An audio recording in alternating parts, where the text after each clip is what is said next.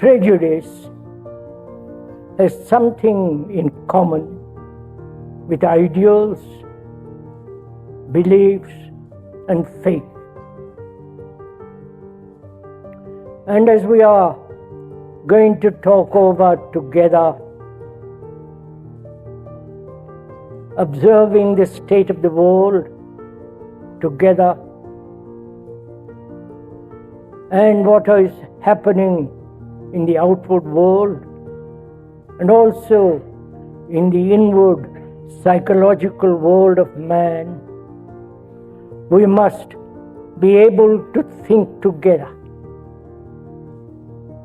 to discover for ourselves what lies behind all this confusion, misery, terror, destruction, tremendous violence.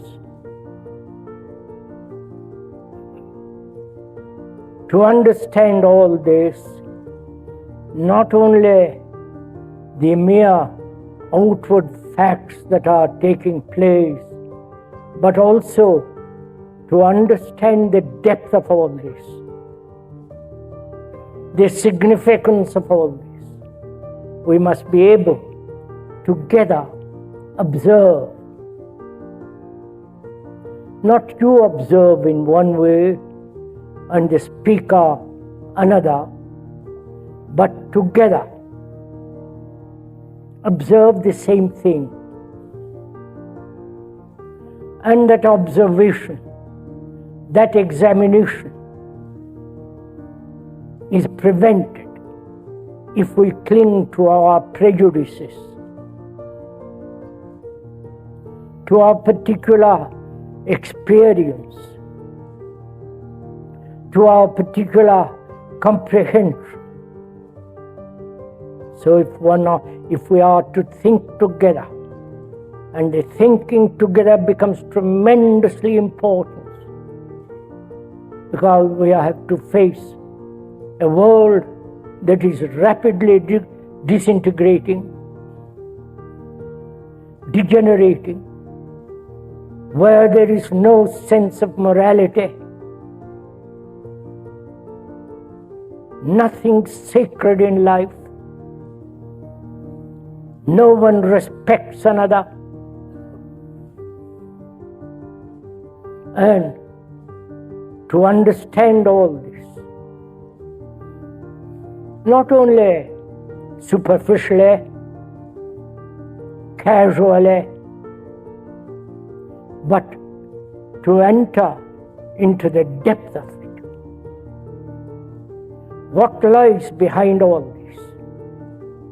Why? So after all these millions and millions of years of evolution, why man, you and the whole world, whether it is east or west or north or south, why man has become like this? Violent, callous, destructive, facing wars, the atomic bomb, and all the technological world is becoming more and more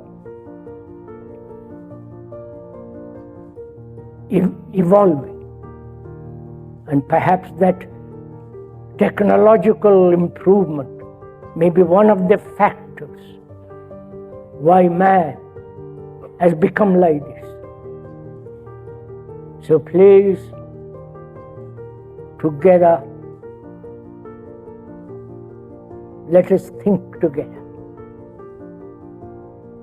Not according to my way or your way,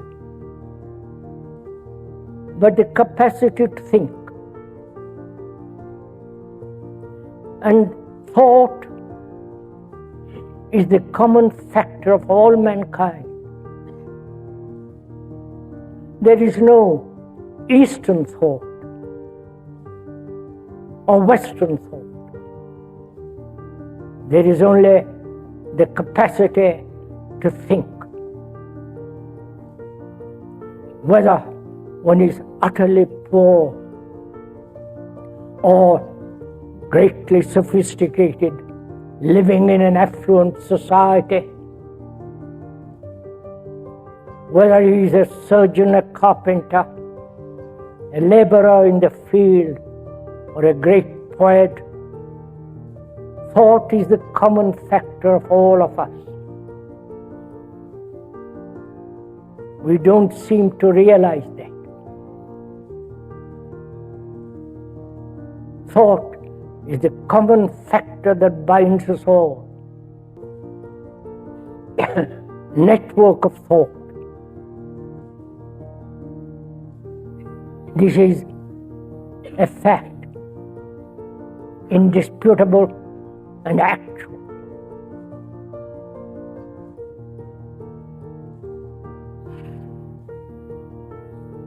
And to understand all the chaos in the world,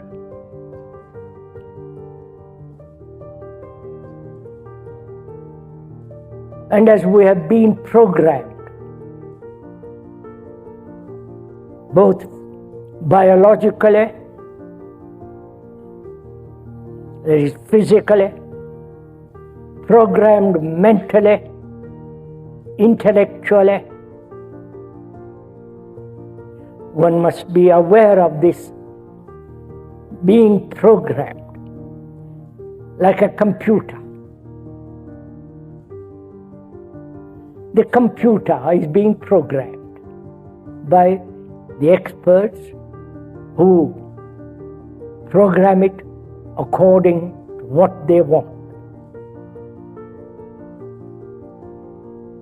The speaker has talked a great deal with the professionals, the computer builders.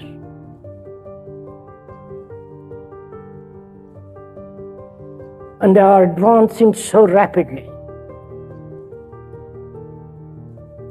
that these computers which are being programmed will outstrip man in thought.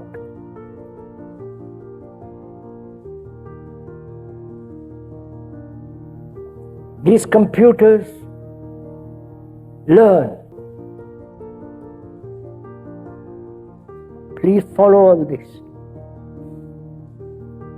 If you want to find out more about it, you can discuss, read about it. These computers can learn, gather experience, and from that experience, learn, accumulate knowledge according to being programmed. So gradually, they are going to outstrip all our thinking.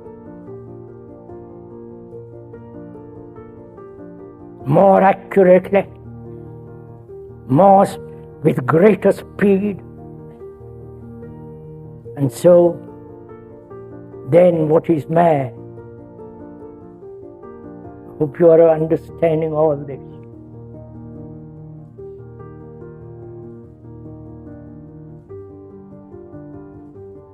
The computer experts, and some of them are so frightened when the computer can almost do anything that human being can do.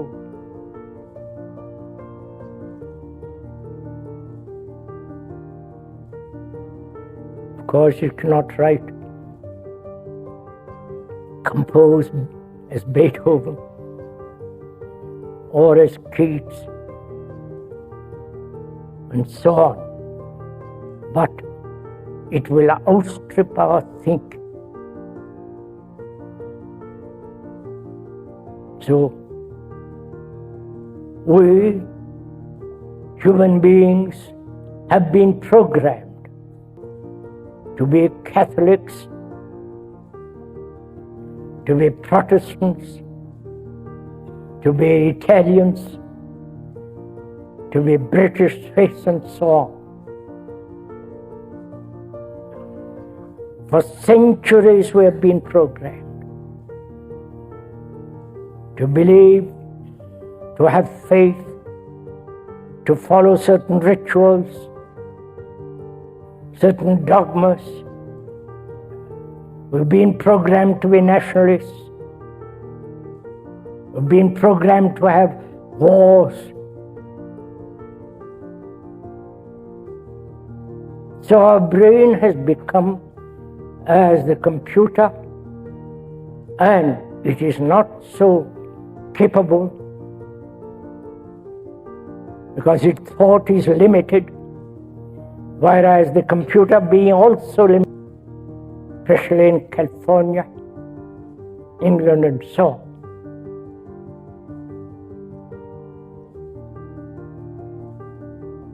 And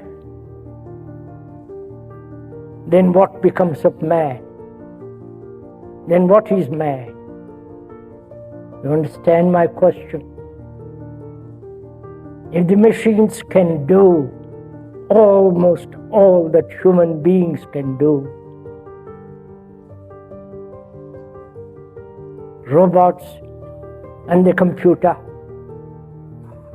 what is the future society of man?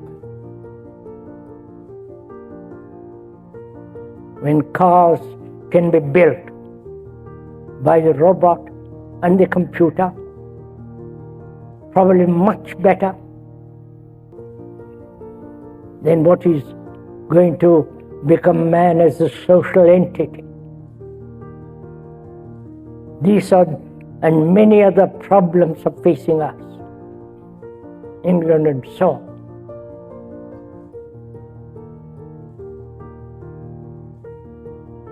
And then what becomes of man? Then what is man? You understand my question? If the machines can do almost all that human beings can do, robots and the computer, what is the future society of man? When cars can be built by the robot and the computer, probably much better than what is going to become man as a social entity. These are and many other problems are facing us. We cannot anymore think as Christians, Buddhists, Hindus and Muslims and so on. Nor the scientists can solve or understand the crisis. Nor the business world, the world of money. So the crisis, the perceptive decision, the challenge, whatever word you may like to use, is not in politics, in religion, in the scientific world, but one has to understand the consciousness of mankind, which has brought us to this point.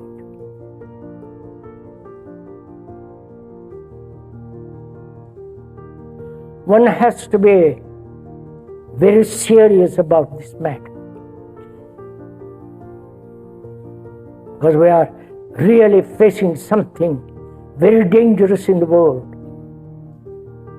where the proliferation of the atomic bomb, where some lunatic will turn it on. We all must be aware of all this.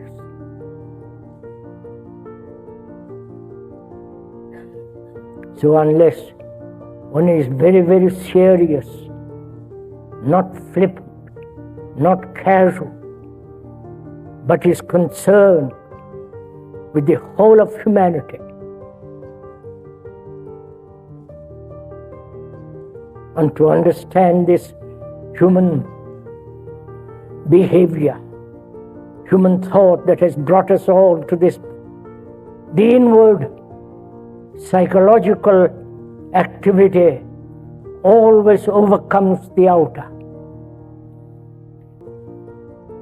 However much you may have regulations, sanctions, decisions outwardly,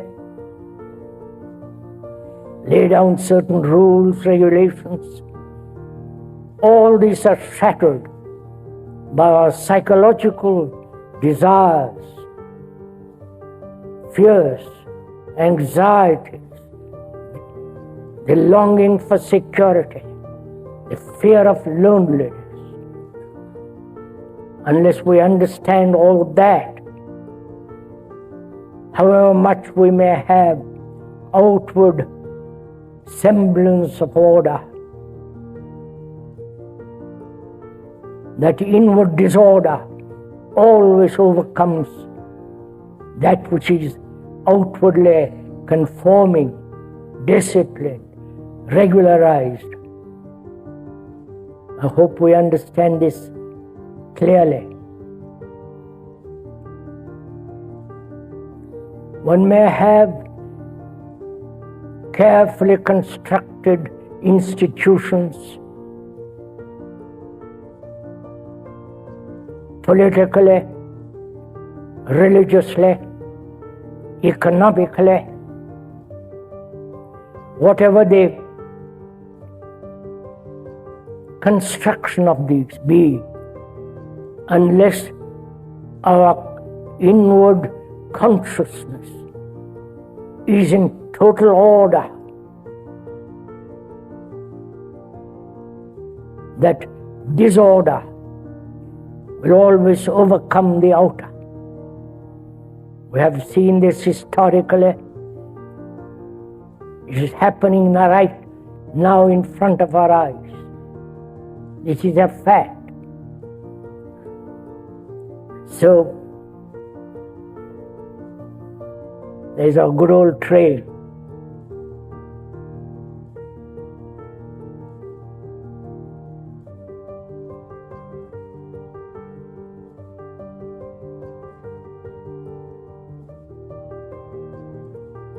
That train is as regular as we come here.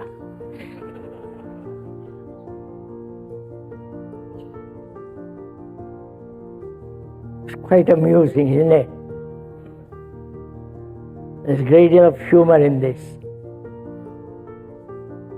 But we won't go into that for the moment.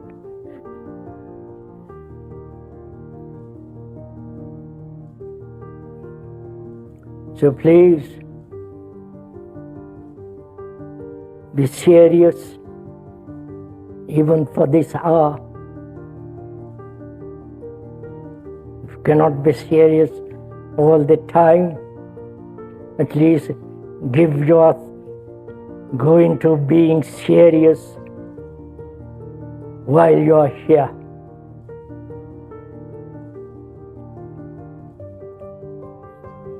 As we said, the turning point is in our consciousness. Our consciousness is a very complicated affair.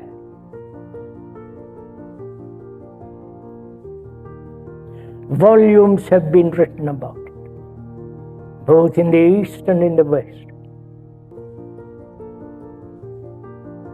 We are not aware of our own consciousness.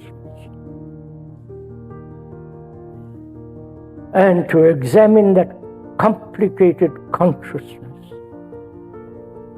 one has to be free to look, to be choicelessly aware of its movement. And that's what we're going to do together. When we use the word together, it is not that the speaker is directing you, to look at it in a particular way, or to listen to all the movement, inward movement of our consciousness. We are together looking at consciousness, which is not yours or mine, theirs or his. Consciousness is common to all mankind.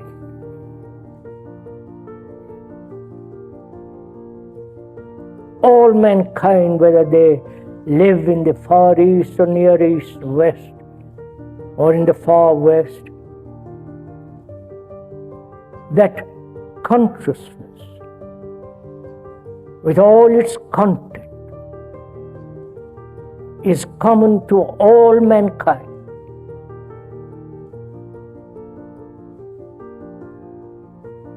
When you go to India or the Far East, one has to be free to look, to be choicelessly aware of its movement. And that's what we're going to do together. When we use the word together, it is not that the speaker is directing you to look at it in a particular way, or to listen to all the movement, inward movement of our consciousness. We are together looking at consciousness, which is not yours or mine, theirs or his. Consciousness is common to all mankind.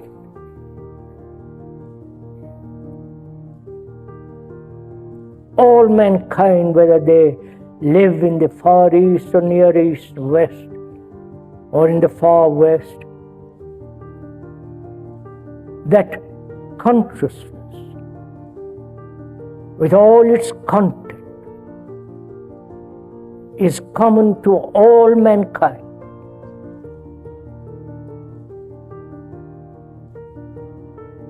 When you go to India or the Far East, there they suffer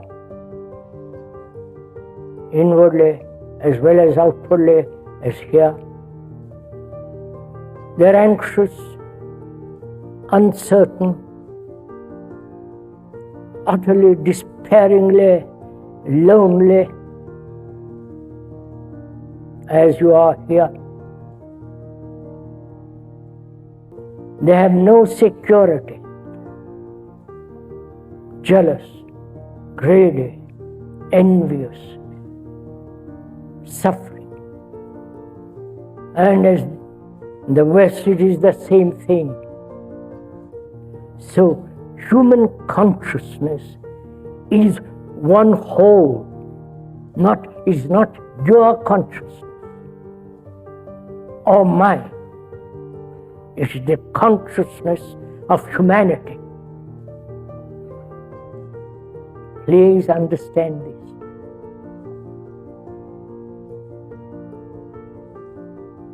It is logical, sane, rational.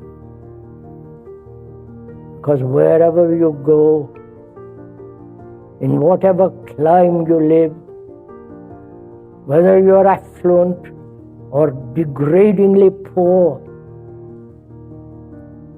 whether you believe in God or in Christ or some other entity, the belief, the faith is common to all mankind. The picture may vary. The image may be different. The symbol may be totally different from another.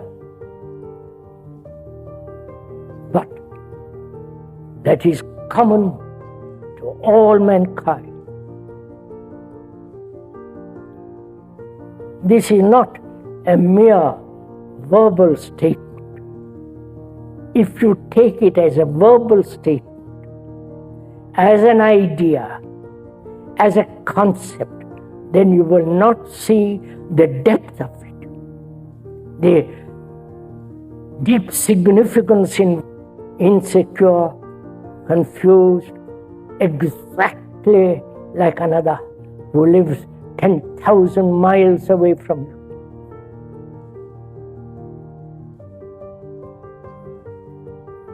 The realization of it, the feeling of it, the feeling in your guts, if I may use that word,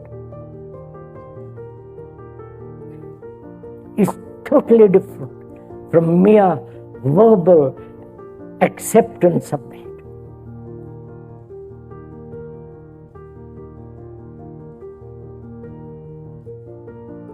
When one realizes that you are the rest of mankind, you have a tremendous energy. You are broken through the narrow groove of individuality, the narrow circle of me and you, they and we. And we are going to examine together this very, very complex consciousness of man. Not the European man, not the Asiatic man, or the Middle East man, but this extraordinary movement that has been going on for millions of years. But if you begin to doubt, you begin to question,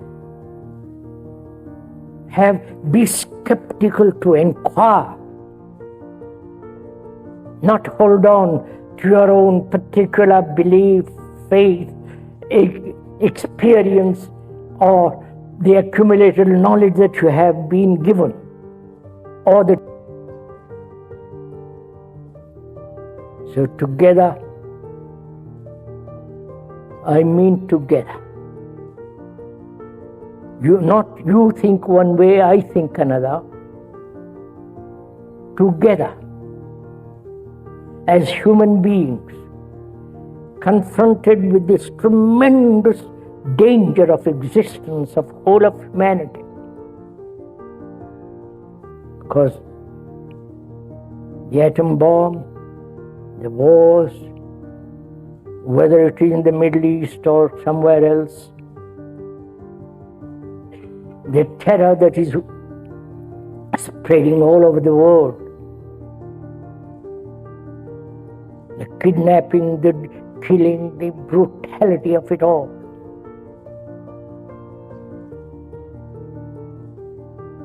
We as human beings are responsible for all this. So we have to examine very closely and carefully the state of consciousness. We understand the meaning of that word, to be conscious, to be aware, to recognize, to see what our actual consciousness is.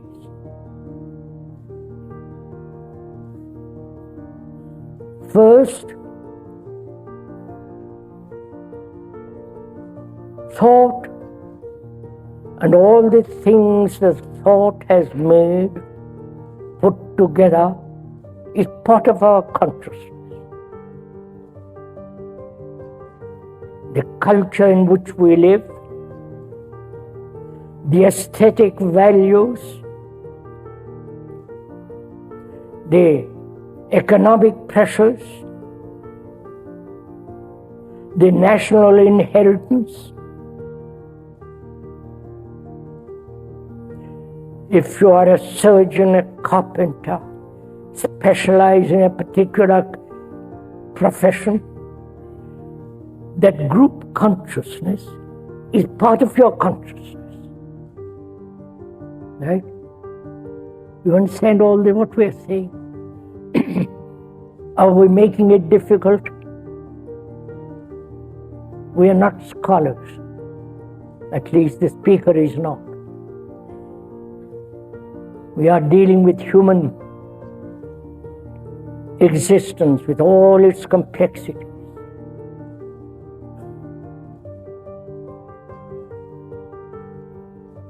If you live in a particular country, with its particular thought has made, put together, is part of our consciousness. The culture in which we live, the aesthetic values, the economic pressures, the national inheritance. If you are a surgeon, a carpenter, specialize in a particular profession, that group consciousness is part of your consciousness. Right? You understand all what we are saying? Are we making it difficult? We are not scholars. At least the speaker is not. We are dealing with human existence with all its complexity.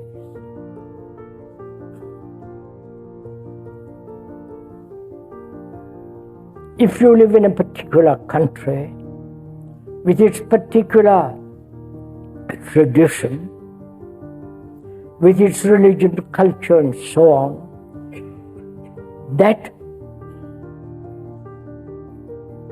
particular form has become part of your consciousness, the group consciousness, right? The national consciousness, the particular professional consciousness. This is again of facts.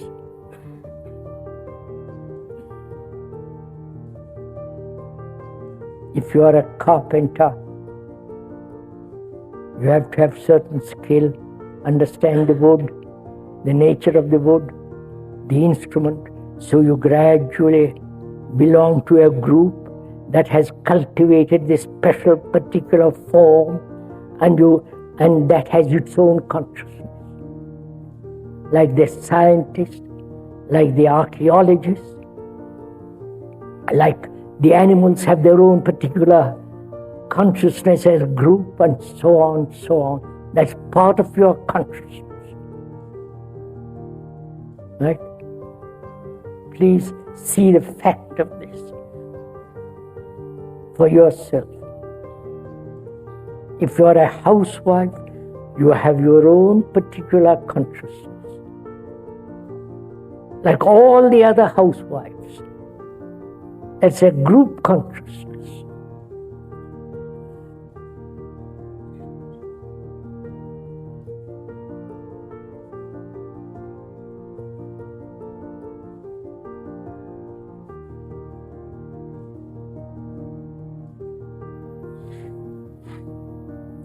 Permissiveness has spread throughout the world. It began in the West, far West, and has spread right through the world. That is a group conscious movement. Right? See the significance of it. Please understand, go into it for yourself, see what is involved in it. They are discovering scientifically that certain animals have been, they are experimenting with certain animals, say in England and say in Australia, and those animals learn much quicker They're because one set of animals like rats have learnt after 20 generations certain action, and the 25th or 28th learn much more rapidly. And in Australia, these rats have learned much quicker without going through all the experiments. You understand all this? So, it is not a genetic transformation, genetically evolving, but there is the group consciousness that is operating. You understand this? I hope you understand this.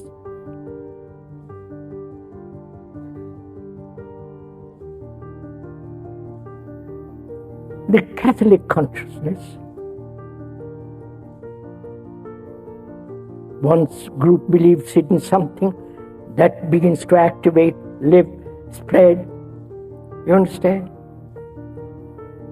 So our consciousness is not only a group, national, economic consciousness, a professional consciousness, but also much deeper consciousness, which is our fears. Man has lived with fear for generation after generation, with pleasure, false love, and the everlasting fear of death. This is his consciousness. Not only the professional, the group, the national, but the rest of it, which is common to all mankind. Do you realize what it means? That you are no longer, please don't resist it, look at it. You are no longer an individual. It's very hard to accept, because we have been programmed like the computer to think we are individuals.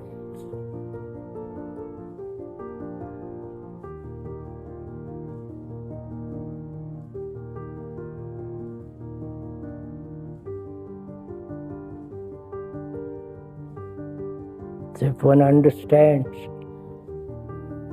the nature of our consciousness, the particular endeavor, the me that suffers, that has become something global.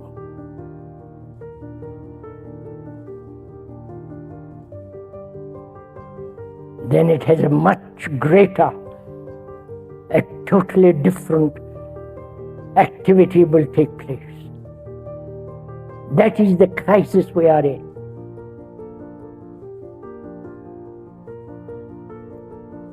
We have been programmed over and over and over again. Right? Just see the actual fact of it, that I am a Christian, I am a Buddhist, I am a Hindu, I am against communism, I am communist. You follow? Democrat. Repeat, repeat, repeat. And in this state of repetition, there is an occasional breakthrough.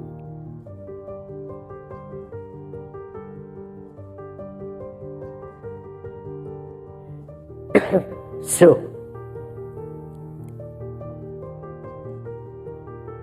how shall a human being who is actually the rest of mankind, if you observe, you are not an individual, it's an illusion.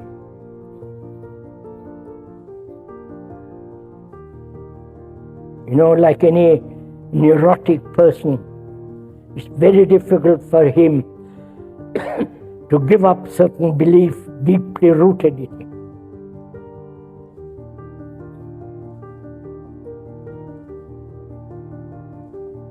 So, Are we prepared as human beings to face a turning point, see what actually is, and that very perception is the decision to move totally in another at our brain breakthrough?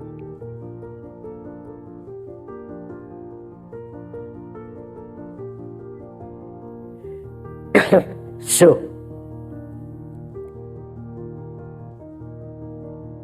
how shall a human being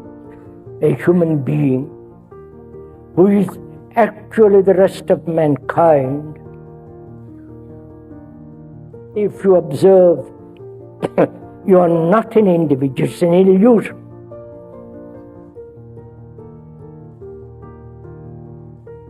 You know, like any neurotic person, it's very difficult for him to give up certain belief deeply rooted in him.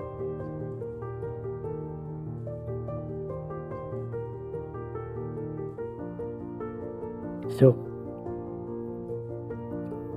are we prepared as human beings to face a turning point, see what actually is, and that very perception is the decision to move totally in another at our brain, at the actuality of thought. We all think.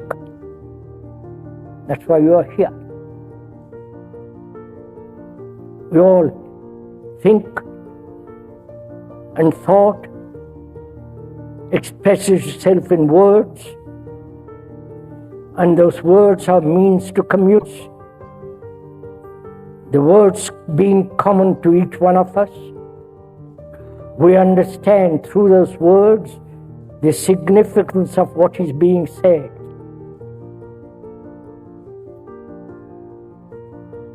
And thought being common to all mankind is the most extraordinary thing if you discover that. Then you say it's not your thought. It is thought.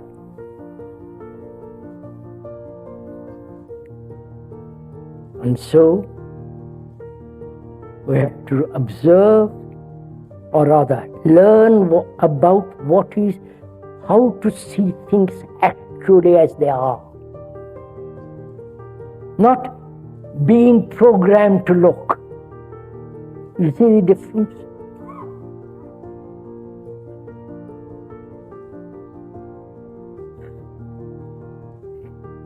Can we be free of being programmed and look? If you look as a Christian, as a Democrat, as a communist, as a socialist, as a Catholic, Protestant, which are all so many prejudices, then we shall not be able to understand the enormity of the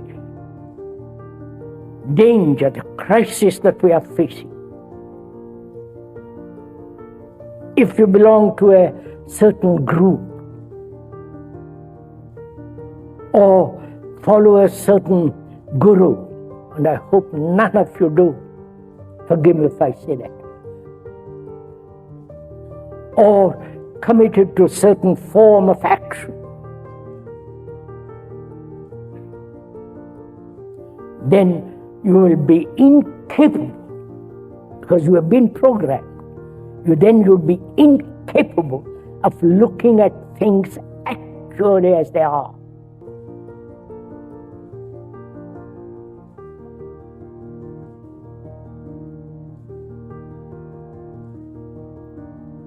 So can we look together?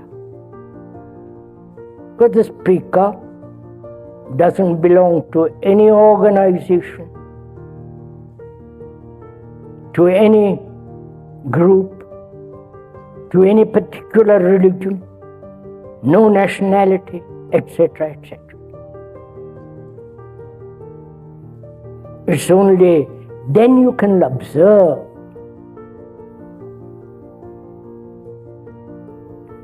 If you have learnt a great deal, accumulated a great deal of knowledge from books, from experience and so on, your mind has already been filled.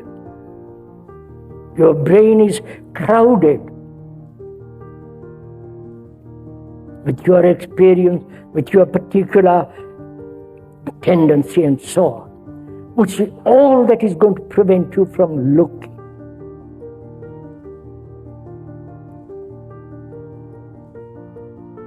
Can we be free of all that to look?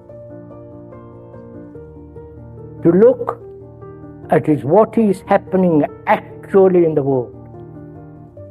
That is the criteria. The terror, all that. The terrible religious sectarian divisions. One guru opposed to another idiotic guru. Vanity behind all that. The power, the position, the wealth of these gurus is appalling. Now, look at it. In the same way, to be free to look at what we have been programmed.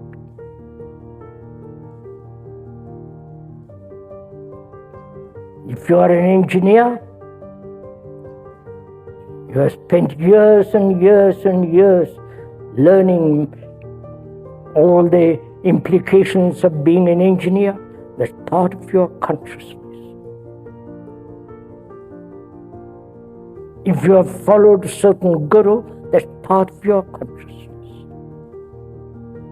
That's part of your being programmed as a Catholic and so on, so on, so on. Can you look at yourself not as a separate human being, but a human being that is actually the rest of mankind? To have such a feeling means that you have tremendous love for human beings.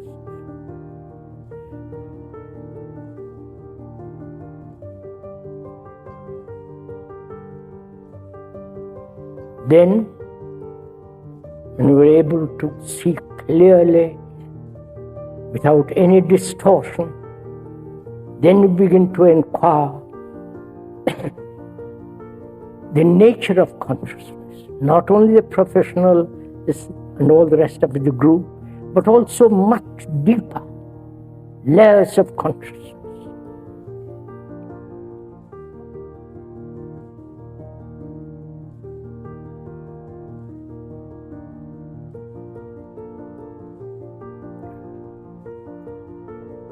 We have to inquire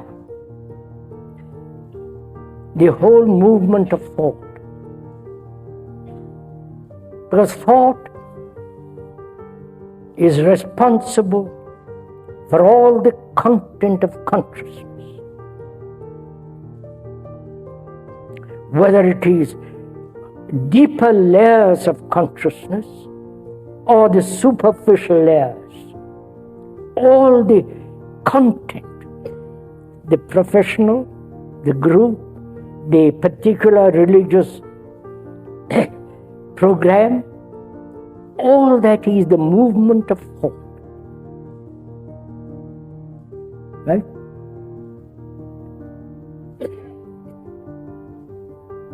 If you had no thought, there would be no fear, no sense of pleasure, no time, no thought is response.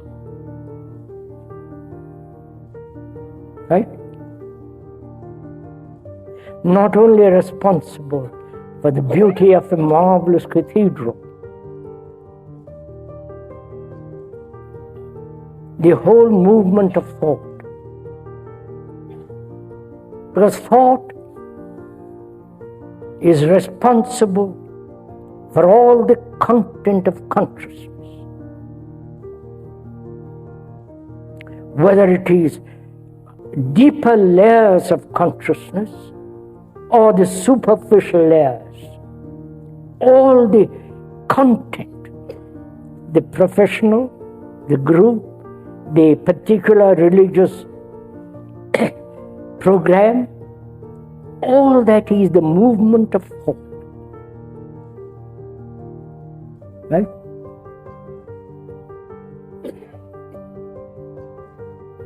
If you had no thought, there would be no fear, no sense of pleasure, no time, no thought is response. Right? Not only responsible for the beauty of a marvelous cathedral,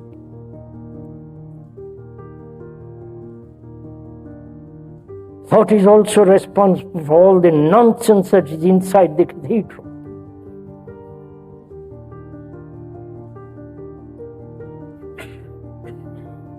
All the great paintings, the poems, the music, all that is the activity of thought, perceiving the sound, hearing the marvelous sound and transmitting it on paper. That is the movement of thought. The poet imagining like Keats and putting into words the many odes of the marvelous odes of Keats. And thought is responsible for all the gods in the world, all the saviors, all the gurus and all the obedience following. The whole works is the result of thought, which may be turned into pleasure, gratification, escape from loneliness, and all that. Thought is the common factor of all mankind. The poorest villager in India or in the Asiatic world thinks as the businessman, the chief executive thinks, as the religious head thinks. That's a common, everyday fact. That's the ground on which all human beings stand.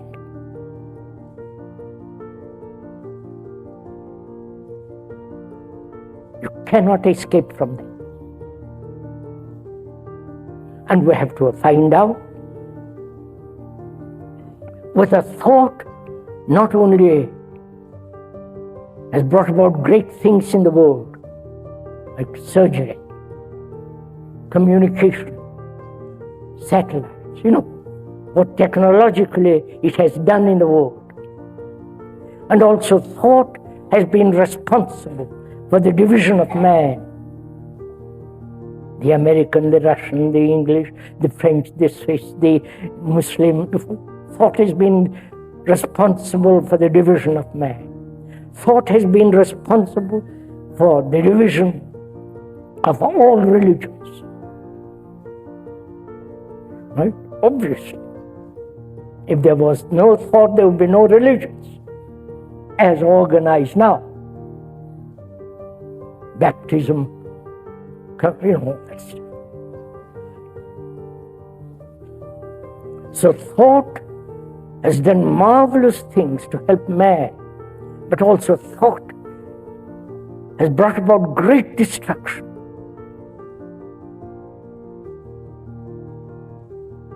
terror in the world.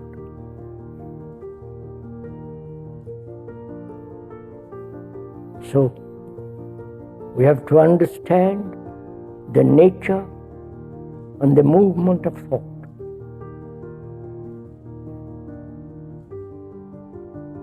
Why you think in a certain way, why you cling to certain forms of thought,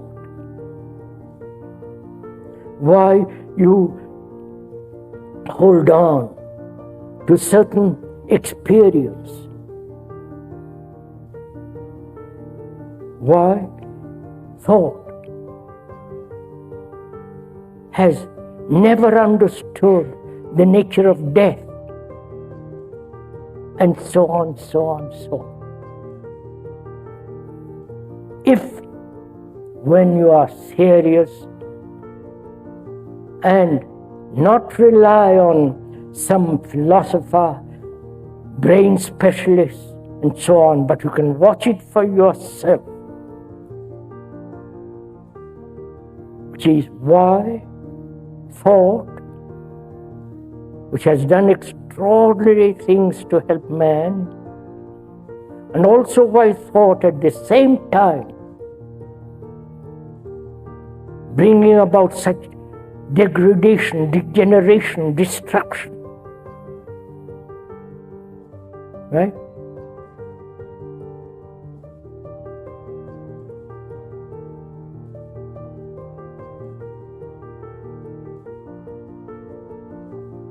We have to inquire, what is thought? Not why you think in a particular way. We'll come to that later. But we're examining the very structure of thought, not your thought.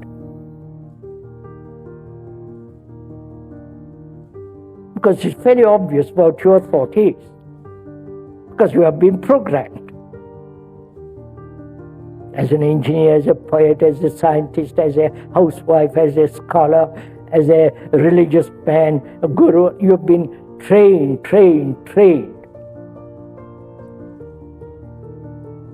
And if you begin to look at your particular programmed brain, you're limiting your outlook, right?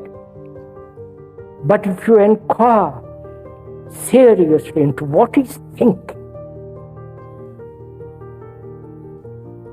then you enter into quite a different dimension. Not the dimension of your particular little problem, which we'll come to little later. But first, we must understand the tremendous movement of thought,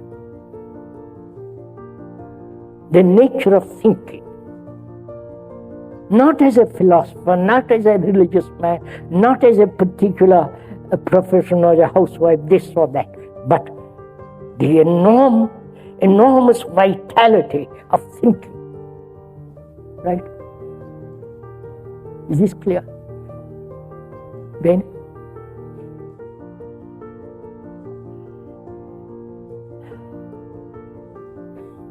should we stop here? It's upper level. Can you tolerate more?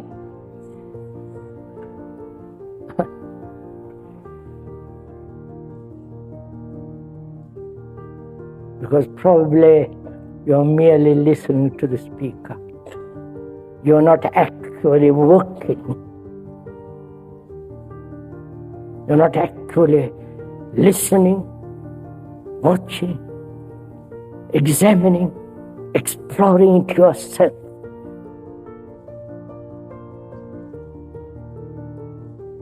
Because we are again programmed to listen to somebody. Please, there is no teacher and the taught. There is no prophet and the disciple. There is no guru and his follower. The one who knows and the one who does not know.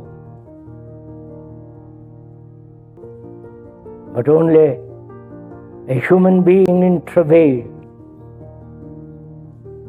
It's only the man who is stepped out of all this, he knows what is truth. We'll come to that much later. So, since it's 11:30, shall we go on with it?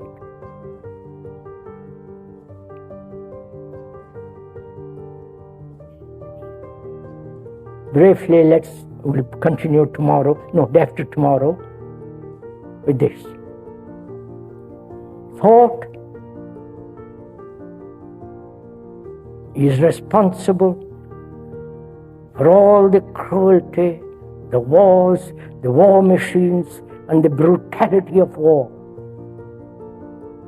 the killing, the terror, the throwing bombs, taking hostages in the name of a cause or without cause.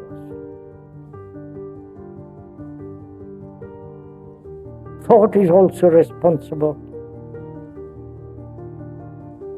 for the cathedrals, the beauty of their structure, the lovely poems. It is also responsible for all that. Thought is also responsible for all the technological development, the computer with its extraordinary capacity to learn and go beyond man. Thought. So we have to inquire into thought. What is thinking?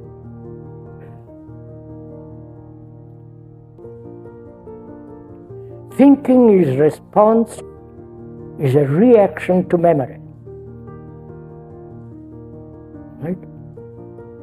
If you had no memory, you wouldn't be able to think.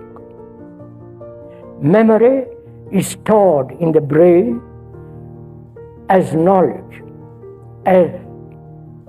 which has come through experience. Listen carefully to this. This is how our brain operates. The speaker is not brain expert, thank God.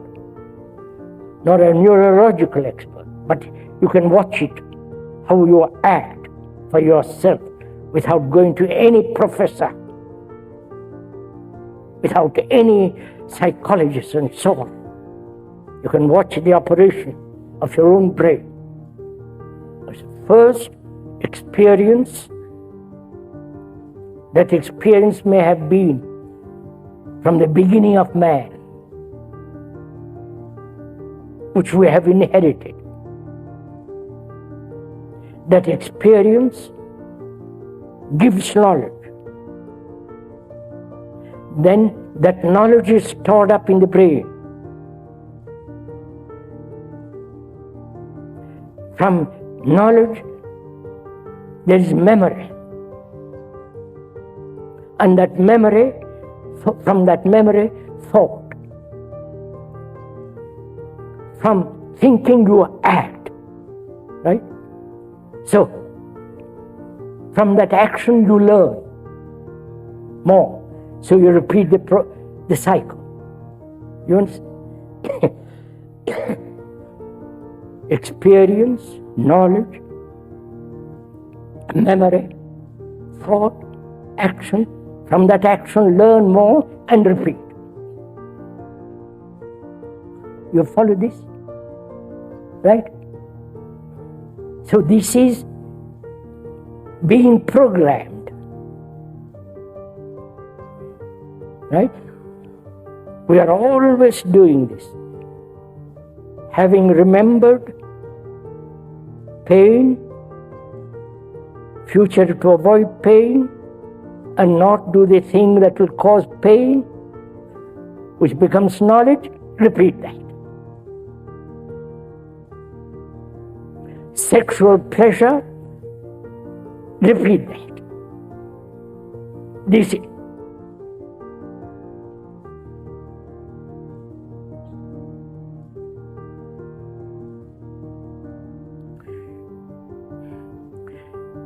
This is the movement of thought. Please, this is clear. See the beauty of it. How mechanically thought operates. And thought says to itself, I'm free to operate.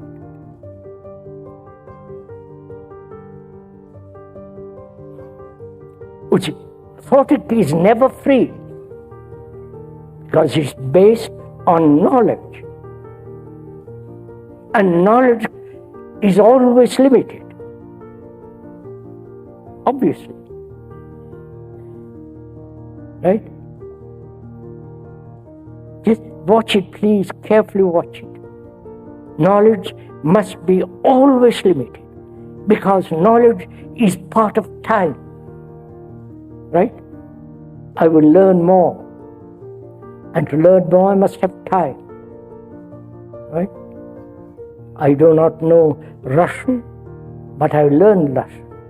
It will take me 6 months or a year, whatever time.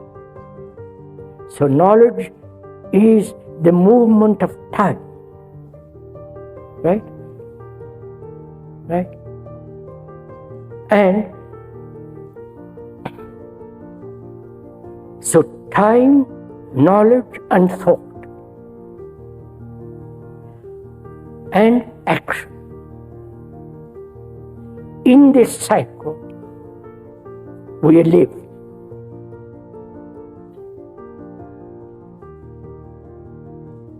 And so thought is limited, obviously.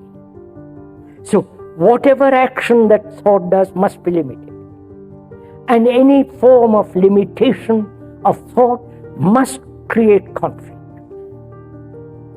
Right? Anything that is limited must be divisible. Right? And we understand common sense. That is, if I say I'm a Hindu, an Indian, that's limited. And that limitation brings about not only corruption but conflict. Because you say I'm a Christian, I'm a Buddhist, I'm this, which is limitation. So there is conflict between us. You understand? Do you understand? Yes? So, whatever is limited, and thought is always limited, because knowledge and ignorance always go together. Right? And thought is the child of knowledge. And therefore it's limited. And whatever its action is, that action must be limited, therefore it must bring conflict.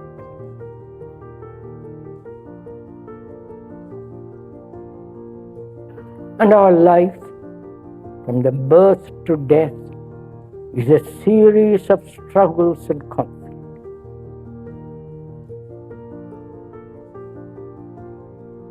And we're always trying to escape from that conflict, which again becomes another conflict.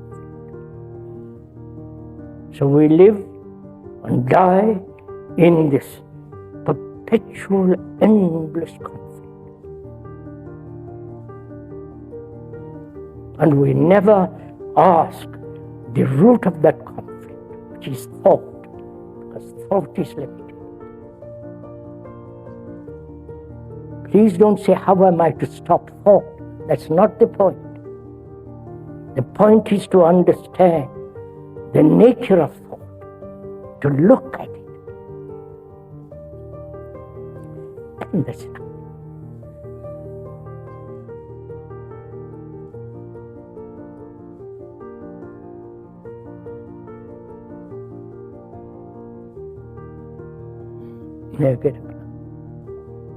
Dopodomani, day after tomorrow.